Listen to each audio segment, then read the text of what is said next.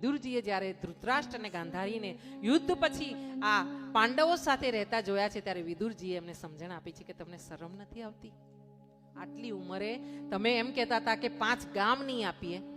હા, ધૃતરાષ્ટ્રે તો આંખ આંધળા હતા એટલે નથી જોયું, પણ ગાંધારીએ તો આંખે દેખતી હોવા છતાં પાટા બાંધ્યા. જ્યારે પોતાના બાળકોના ભવિષ્યની વાત હોય ને ત્યારે માતાએ કોઈ દિવસ આંખ પર પાટા ના બાંધાય.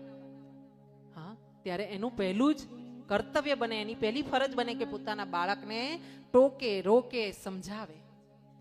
અહીંયા ગાંધારીએ પોતે પત્નીનો ધર્મ નિભાવ્યો છે, પણ માતાનો ધર્મ કરી નથી શકી, બરાબર ફરજ નિભાવી નથી શકી. અહીંયા વિદુરજીએ સમજાવ્યા છે અને ઉપદેશ આપ્યો ગાંધારીને અને કીધું છે કે તમે અહીંયા રહો છો ને, આ તમને શોભા નથી આપતું.